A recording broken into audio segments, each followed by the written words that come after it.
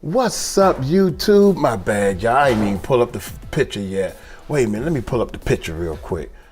What is going on? Happy Thanksgiving. Hey, check this out, man. Diddy a bad dude, man. There's no way in the world, young. I was looking at this picture again, and I already said something about the baby oil in the back. Dude, that's baby oil. Diddy got baby oil going on in the background, y'all. This what tripped me out right here. You're a bad dude, Diddy. If the whole world is talking about me and 1,000 bottles of baby oil, I wouldn't be caught with no picture with no more baby oil. So now, officially, let's just make it officially. It's 999 bottles of baby oil because Diddy just snuck one of those baby oil bottles in the jail. Yup. Golly. So check this out, man. Before we get started, man, on the video, there's something else I want to show y'all.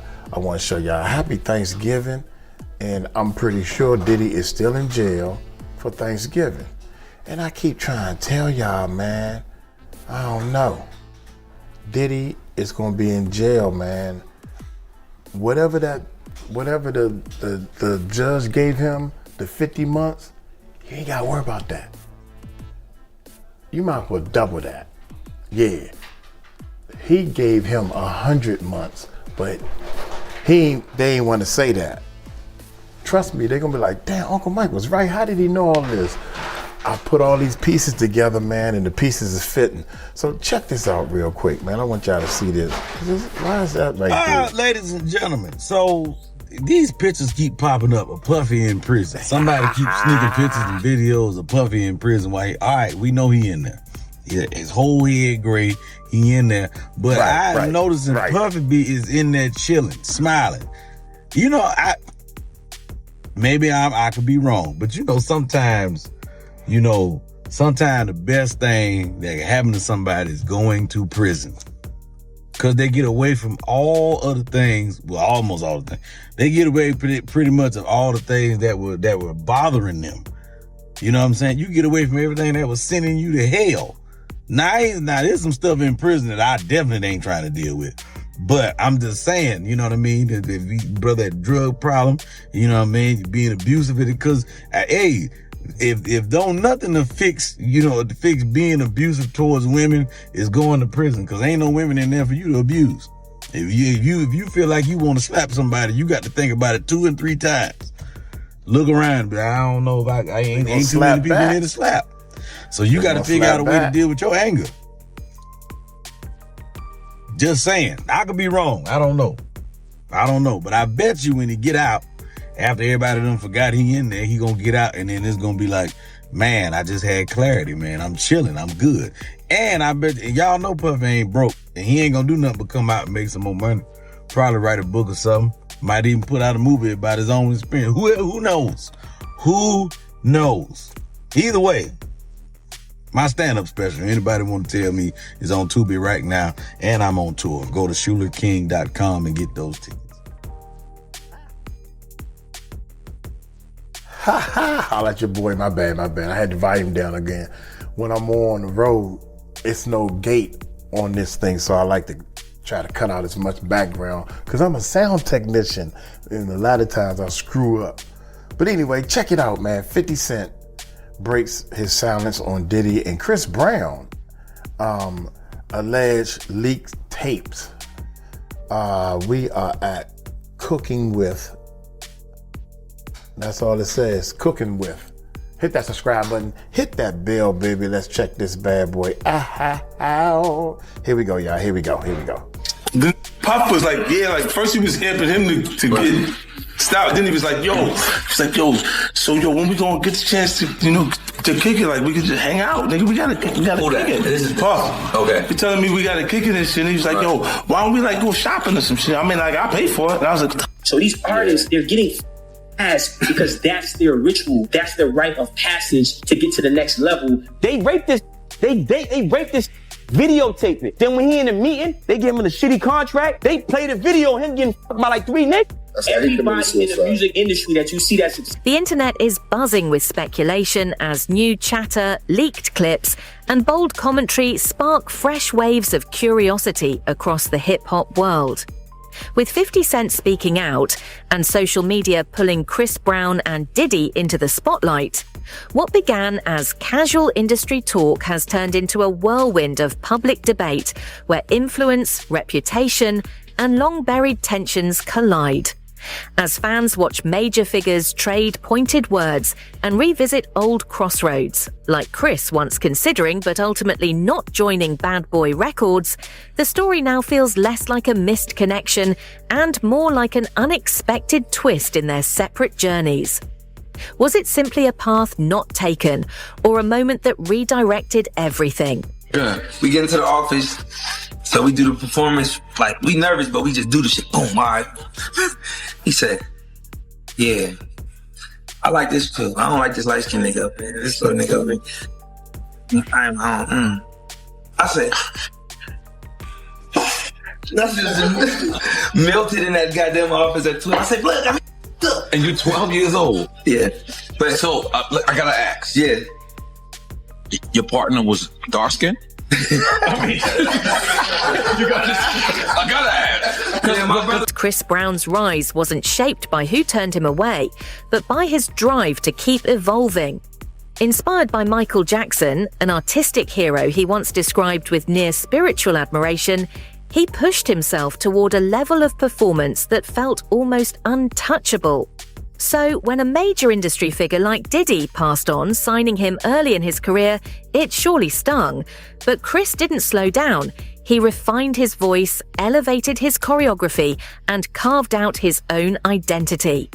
Now, years later, he stands as a global performer dropping new music, including Breezy, right around the time he mentioned that early turning point in a widely shared interview. Whether that timing was coincidence or a subtle nod to the past, it proves one thing. Sometimes a closed door isn't a setback at all, but the push that sends you exactly where you're meant to go. Meek Mill and all these guys. So what is that all about? It's deep, bro. Diddy might be out of here, huh? I think Diddy's out of here. Meaning like jail? Jail would be crazy, but I think like career-wise. Canceled officially. Done. Yeah, I think it's over. I think there's a difference between being canceled and Being a criminal? yeah, it's a big difference, right? Because I don't know if R. Kelly got canceled. They keep canceling me for raping. Yeah. Yeah, we heard. And I'm tired of That's what I'm saying. Yeah, and I'm tired of people I don't think going. it's canceling. People keep going like, there's smoke and there's fire. No, the house is burnt down, bro. Diddy is that guy. Yeah, like everybody from Cassidy to the stories to the guy that just did the, you know, he went to court and he's Lil suing Rod. him and Lil Rod. And it's like, bro, there's a lot of information out there that's not good from his security guy that was Michael Jackson's security, that was the first guy in the scene when Mike died, to allegedly they're saying Diddy shot some dude and left and they just basically clean it up for him. It's like, bro, there's a lot of nefarious. How much gay stuff is going to come out with Diddy and Meek Mills? And bro, it's so crazy too. And you guys know this. The moment somebody's like, man, he's done some gay stuff. From that moment on, every time you see a video and they just turn, you're like, oh, he's gay. He's gay, dude. You see him? What are the actual facts of the story? Like, you've done some content on this. What do you actually know? I don't even know that much. I just know that there's like a lot of accusations. There's some, I guess, Me Too-esque stuff. Obviously, there's stuff with Cassie, maybe other people coming out. And, but that being said, I think he just won a lawsuit with his like liquor company. So that he was at a, I don't know if that's even public, but I rumors on the street he just won he settles racism lawsuit against. Yeah, it might be even for like a couple billion or something like that. Yeah. So he basically just got to stay out of jail. And then he can go off into the sunset. Well, he settled with Cassie in like a minute, and that was his girl for like a decade or so. I don't know if he settled with her in a minute. Like, in order for that information to hit the blogs, they're probably going back and forth for a while, and then he's not paying. And they're like, I'm talking. Well, I'm going to talk. And then they're like, no, you're not. Okay. And then she did, and now 30 million. Yeah. Just to be like, shh. Within 24 hours. Wow. Yeah. She went public. Wow. Not even 24 hours. And then she came back and she said, we were able to settle things out, or I don't know what the words was she used, but you know, I'm all these other things that's going on with the guys and Meek Mill. Who called them out, by the way? Forget about Tate, but which rapper was it that went after? Is it 50 that he has a problem? Who's the person that always goes after? Well, 50 is always going after. 50 is the man. But 50 is, and if you're on 50's bad side, bro, God bless you, man. May God protect you, because he is not letting that foot off your neck ever. Yeah, with Floyd, Ja Rule, Floyd Mayweather, he does not play games, bro. Also, one of the most charismatic dudes I've ever met. No shit. So 50's developing a documentary on Diddy allegations, vows to donate proceeds. Wow. Sexual assault. Can you call it? When is this? Dude, this guy's a troll. This guy, no, he is unstoppable, man. This guy. Yeah. This guy. I remember when he was doing the stuff with Mayweather. It's like, here, you know, put the alphabet. I want him to read a book. One page from a Harry Potter book. Yeah. He was like, I'll donate 100, 500,000. And these are both New Yorkers. They were best friends, though. They were best friends, too. Like, what was really falling out? Like, that's his business, man. I'll let him explain that to you. But, like, they were really close. So that's, I think, is it a public story or no? I don't know exactly. I don't know. I know he talked to me about something, but I let him share his business. Yeah, to me, there's a part about 50 that gives me a man's man vibe, bro. He is. You know, that's the vibe I get from him, and even the way he edifies Eminem. You just gotta love the way he edifies Eminem. You know, just a lot of respect. A loyal dude who really understands people from a young age. From a very young age, understood social dynamics.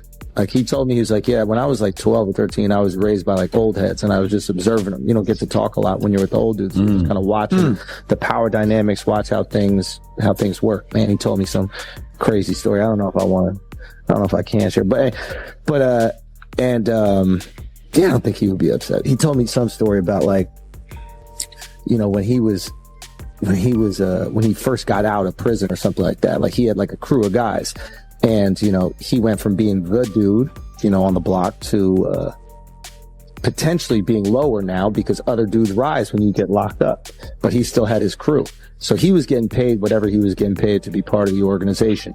And, things are heating up rapidly as online chatter surrounding Diddy shifts into an intense, uneasy spotlight, transforming what began as peripheral speculation about his private life into a sprawling wave of public conversation fueled by podcasts, social media commentators, and comedians like Joe Rogan, who amplify broad, sensational comparisons that spark curiosity far more than clarity.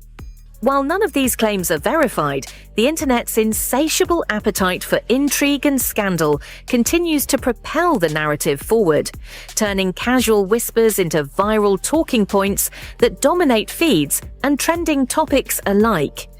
As the clamor grows louder and more relentless, the focus increasingly moves away from the truth of the speculation itself, highlighting instead how swiftly online murmurs can shape public perception, influence discourse, and alter a story long before facts have any chance to surface, leaving both fans and industry insiders grappling with the speed and power of digital rumor.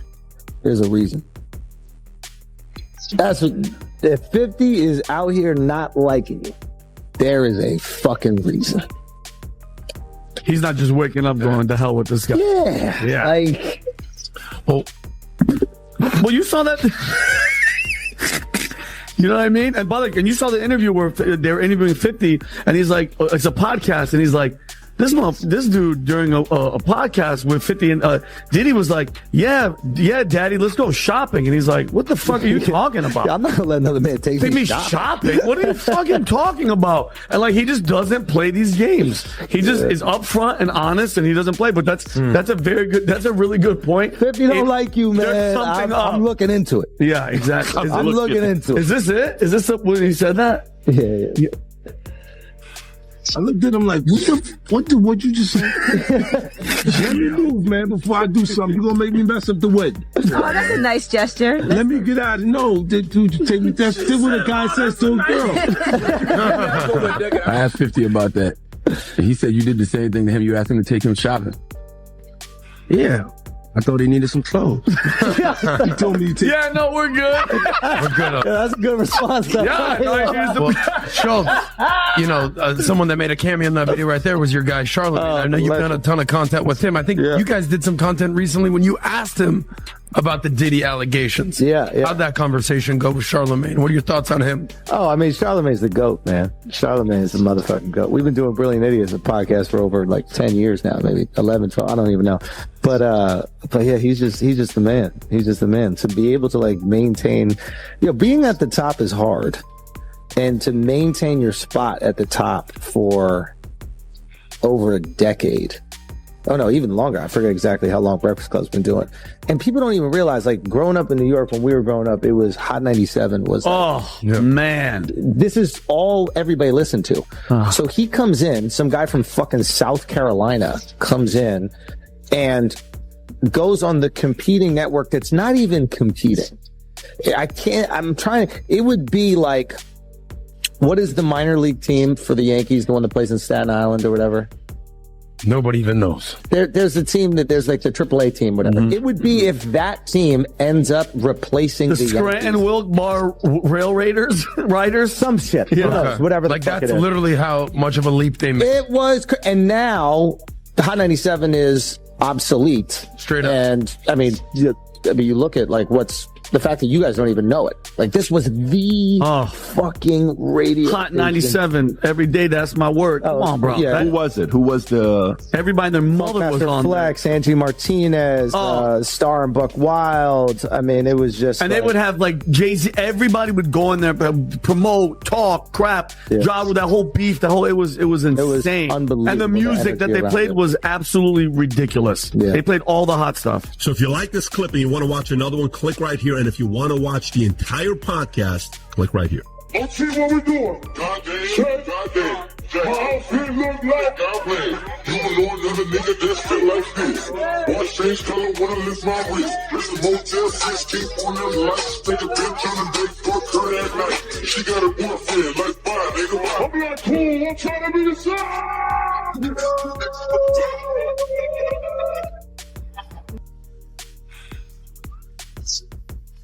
As public conversation around Diddy grows increasingly chaotic, Chris Brown's recent recollection of being turned down by him years ago takes on a surprisingly layered, almost symbolic weight, resonating far beyond a simple anecdote. With Diddy now under intense media scrutiny and Brown enjoying a renewed surge of momentum in his career, the resurfacing of that old story feels impeccably timed, prompting fans to debate whether it marks a meaningful crossroads in their personal and professional narratives, or is simply a savvy instance of storytelling at its finest. Some interpret it as poetic timing, a subtle reflection on the shifting tides of influence, while others see it as Brown quietly stepping back to let the drama unfold around him, yet still reminding the world of his presence. Either way, it underscores just how fluid and unpredictable celebrity narratives can be, particularly in an industry where timing is everything, and the truth often emerges long after the headlines have already dominated the conversation, leaving observers to reconsider the stakes, the players, and the power dynamics at play. We still here. We still doing it. Let's keep it going, brother. Happy to be here. Hey, I had to bring you back, man. The people love you, man. So, it's only right to bring you back. But I want to get right into it, right? Why do you think Diddy haven't been indicted yet? Listen here, bro. It's a term in the legal field that you could indict a ham sandwich. But the Southern District of New York has a 98.2 conviction rate. All right, for those who don't know, if you got 100 people, only 1.28 or something like that, 1.8. Only 1.8 has won against them. So now, what they doing, they already got the witnesses, they already got the people, because let me just say something. With the sex trafficking thing, it only takes one witness to convince the jury. One witness. And we know who that witness is going to be. Cassie. She filed a civil suit against him. So it only takes one, in the sex trafficking charge, it only takes one witness. Now we got other people like Jonathan Odie, who was one of the sex workers, that he gave a testimony, or well, he gave some information to some agents that he was working, doing sexual acts with Cassie, cross states, going back and forth, this, that, and the third. So it only takes one witness. So now, the reason they haven't went after for him, because there's more to get into. It's more to get into. It's not only the sex trafficking, it's the guns, the alleged drugs. And I'm saying alleged because they haven't came out with any formal charges yet. But when they come out with some charges, bruh, and you hit it, the Southern District of New York do not play. And people don't play with them. So I don't understand why this stuff ever even got to this point, but it is what it is. It is what it is, bro. The reason they haven't came down and got him yet, they going through his taxes. You hear what he said? They had all the people that he did business with. That they're going to go through everything that he did with a fine-tooth comb. And when they set that and they get what they call discovery to his lawyers, he either say, I'm going to take the time, because if he go to court with it, 9 times out of 10, he going to spend the rest of his life behind bar.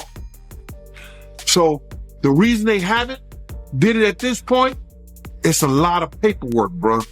They got a lot of people working different angles. They got the drug angle. They got the tax angle. They got the, what else? They say the drugs, the tax, and then they got the guns that were found. They got to do a trace on the guns that they were found in the house. And then if you got 250 cameras, there's a lot of footage that them agents got to go through. Then stepped in 50 Cent. Man, it's funny how one of the things I think Gene was wrong on, when you doing crime and bad things at that high level, such a high level, they taxes is straight. I mean, they taxes is straight because in order to do bad business or bad things with these people at that high business, one of the first things they tell you, I'm not doing business with you unless your taxes are straight, because that's the first way they get you. So Diddy ain't had no worries on the tax side. I already overlooked that. I ain't even looked too deep on the tax side, man, because that's how the government, that's the first thing government come and get you on, tax evasion. You ain't been paying your taxes. Look at Red Fox, Wesley Snipes, all these people, Diddy ain't want that type of smoke. That's a different category of smoke. Like, I got all this money, I got to at least have my taxes straight. Because there's so many loopholes that you can hide the taxes through, Donald Trump. So the tax thing, and then he said 1.8, Diddy could be the one for the year. 1.8, he's the one for the whole year for the feds. They missed one out of the whole year. The one they missed was Diddy. So some of the numbers in the games y'all playing is like, yeah, it's a high chance he might go to jail for the RICO. We talking the RICO. But it's a 1.8. There's almost 2 people they gonna miss. So they could have missed Diddy and one more other person.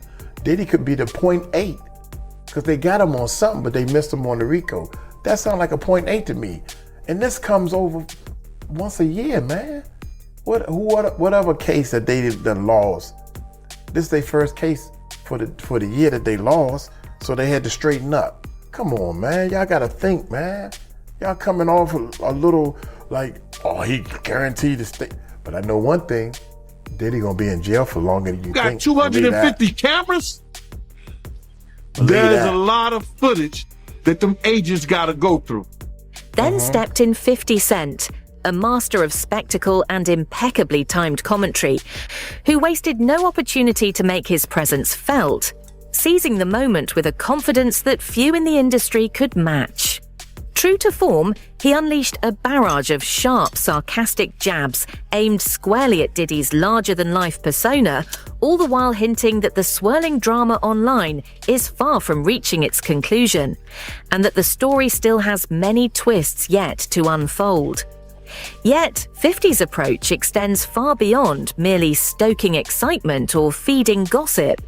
It operates as a precise, cutting critique of the ways power, influence, and carefully maintained silence shape and control the inner workings of the entertainment world, exposing the often unseen tensions that simmer behind closed doors. So, they got a lot of work to do, bro. They got a lot of work. What they took, how many years to indict Keefe D? They took a lot of years to indict Keefe D. And now he's sitting in jail. So they got a lot of work to do, on bro. himself. And it ain't gonna happen overnight. Keefe D snitched on himself. I think that The heck? probably in Oh my God, I gotta. the next two months or so, they got a lot of work to do, bro. And it ain't gonna happen overnight. So I would think that probably in the next two months or so, you might be looking at something, bro. And you said that Diddy, he got over 250 cameras? He had over 200, they found over 250 cameras in his house, man. Damn. Alleged. That's what they were saying. So you do believe that Diddy is going to prison? Oh, he going to jail, bro. And I don't wish jail on nobody, for real. I don't wish jail on nobody. You understand? Oh, it's but almost 1 o'clock. They already got their star witness. And you only, for one charge, for the sex trafficking, you only need one witness. One witness. That's crazy. I don't believe R. Kelly. You see what they did to R. Kelly? He went to jail for sex trafficking. He was dating those girls. Those girls was living at his house. Those girls was going back and forth with him willfully. How the hell did he get sex trafficking? And Diddy don't. Based on Cassie paperwork. With his signature blend of humor, bravado, and razor-sharp edge, 50 Cent doesn't merely weigh in.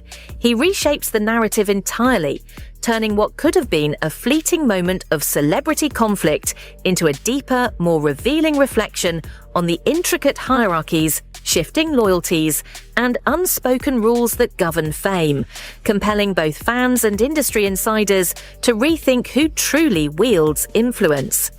Every word he delivers carries weight.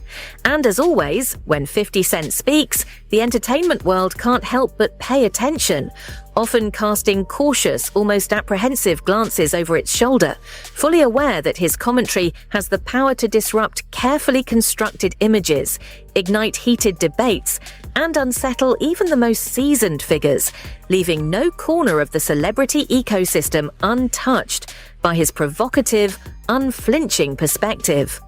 This is Boxer. His name's Twan. He's from our neighborhood. He was married to Tanisha Arnold. So Brawl played Pam on Martin Lawrence. We went to the party with her. I mean, it was matter of fact, it was a set it off party. Jada Pickett, Biblical Fox, all of them were there. You know what I'm saying? It was just seemed like Puff and Tupac was like a couple, seemed like to me. It was just a lot of weird shit going on, you know what I'm saying? The Fives ain't there. I guess that's what Tupac was talking about, the Illuminati and shit. It's like Biblical Fox was with this big gay man. He was 6'9". They called him, his name 6'9". He had the red hair with big old booty and shit. Nobody was gay no more. What the fuck is going on here?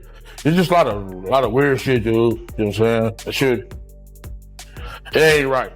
You know what I'm saying? I guess that's what Tupac, I guess he wanted to get up out of the Illuminati or something. But I seen her there. Matter of fact, MC Light pulled off with Tanisha Arnold. You know what I'm saying? In her brand new 560, black one. Yeah, that shit weird, dude. Yeah, that's some weird ass shit going on, you know? Yeah. And what was Tupac doing at the party, yo? Him and Puff was there together. They was there, you know what I'm saying? That's why I don't know how they fucking fell out or nothing like that. They was road dogs, you know what I'm saying? They even got pictures of him. He got on that blue sweater with the turtleneck. Him and him hugged up like this with the black hat. Yeah, you ever seen that picture? Nah, I don't recall, but I'm pretty sure I came across it. Yeah. That picture there, they was at that party that day. Yeah, it's just like a bunch of weird shit. That whole fucking, yeah, that shit weird, dude. Yeah, bunch of, it ain't right. You know what I'm saying? I'm not no gay basher or nothing. I mean, none of that shit. That shit ain't right. You know what I'm saying? That whole party was weirdo out.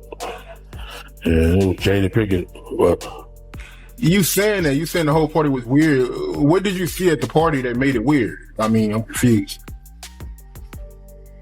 I guess it was Illuminati. It was just weird. I know I wouldn't want to be part of no shit like that. You know what I'm saying? You know, I'm from the old school, dude, and that shit wasn't really tolerated with my We don't know what you're generation, saying. you know what I'm saying? Yeah, hate crime, yes, but it's more tolerated these days and nothing like that. It's more, you know what I'm saying, more open now, you know what I'm saying? But back then it was kind of fishy, you know what I'm saying? Still kind of fishy, you know, but it's more, you know, out there now. The incident y'all had with Warren G and Kid Frost. Tell me about that, my man.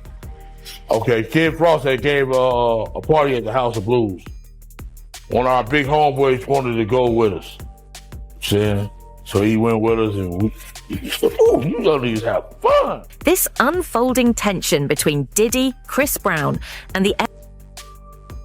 Every time this boy talk, man, he do a lot of talking and don't say nothing. Every time I heard him talk, and he knew he wasn't saying nothing. That's why he had to say something. So he snitched on himself and ended up in jail. What a very sharp knife in the drawer. I'm turning over a new leaf, y'all. Ever provocative voice of 50 Cent has grown into something far more significant than the usual wave of celebrity buzz. It now feels like a pivotal moment of reckoning for the entertainment world itself. A rare instance where long-standing power dynamics are being challenged openly rather than allowed to simmer beneath the surface. Diddy's once untouchable reputation is facing unprecedented scrutiny from both the public and within the industry, creating a striking contrast with Chris Brown's steady and increasingly intentional career resurgence, which appears sharper and more calculated as he adapts to the changing cultural climate. Meanwhile, 50 Cent continues to amplify the tension by stepping into the fray as a bold, unfiltered commentator, positioning himself as a disruptive force willing to say what others avoid, pushing the narrative forward in ways that keep conversations alive and impossible to ignore. I'm sorry, I'm a little upset about it because Al B. Short just came out of his coma, and I've been talking to Al and we've been texting back and forth, and I'm just glad that he's alive to text. Oh, definitely. Yeah.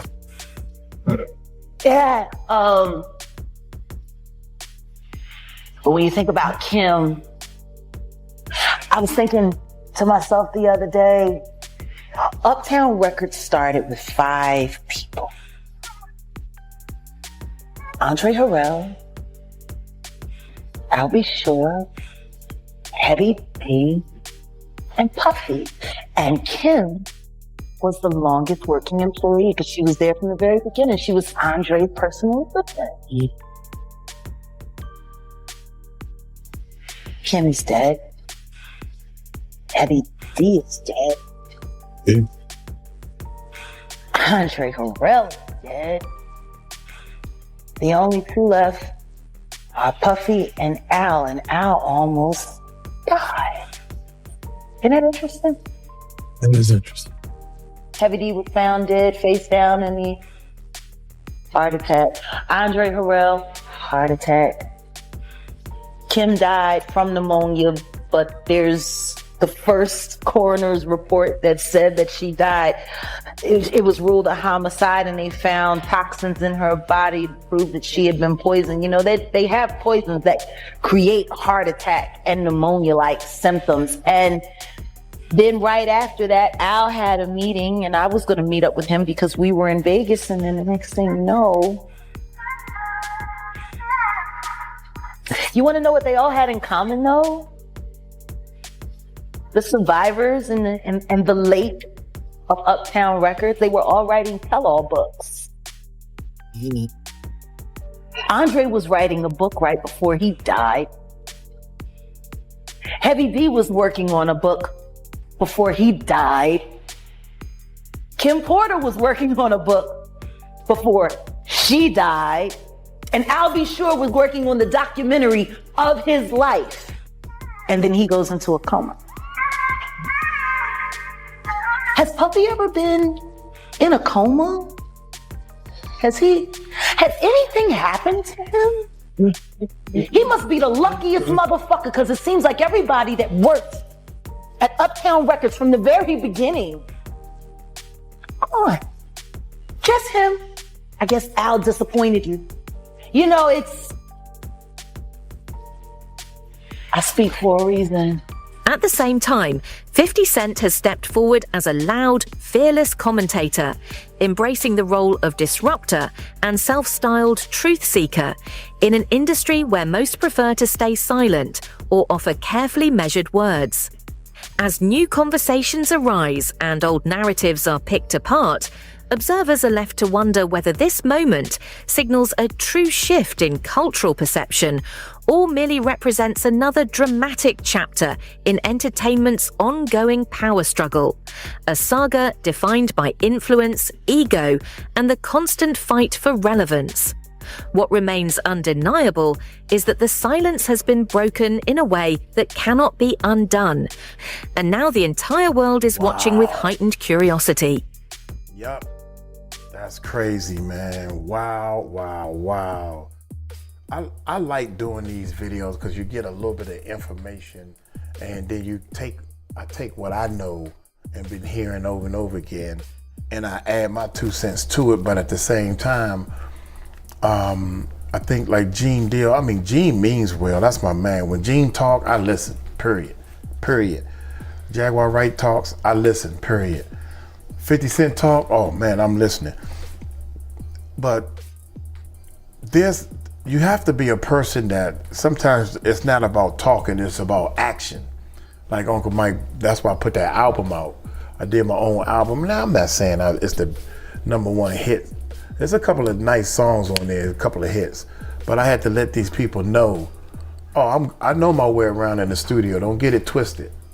I did music since I was 7 years old. So let me stop trying to tell you all this stuff and let me just show you. So that's why the working on the second album.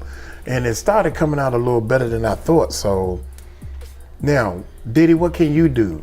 Courtney, what can you do? Everybody else is talking about they doing music. Let me hear, I would love to hear your music. Like Jaguar Wright, for example. Jaguar Wright does some singing on some of her videos. Good God Almighty, shut people up. You shut people up. 50 Cent, instead of him, he kept saying, well, I'm working on the documentary, or I'm not gonna say too much about it. I'm not gonna tell you all this stuff about, I'm about to do this, I'm getting ready to do that. In 2 weeks it's coming out. Netflix already said it's coming out. So now they marketing, promoting what 50 Cent was talking about, and guess what? Shut everybody up. That's the best way to shut people up, man. Hey, I'm gonna get on up out of here, man. Shout out if you're an ender. Thanksgiving time. It's Thanksgiving time. Shout out. Let me know in the comments if you're an ender. Let me know if you're an ender, baby, on Thanksgiving. Y'all take it light, take it slow. Tell them Uncle Mike told you so. Peace out.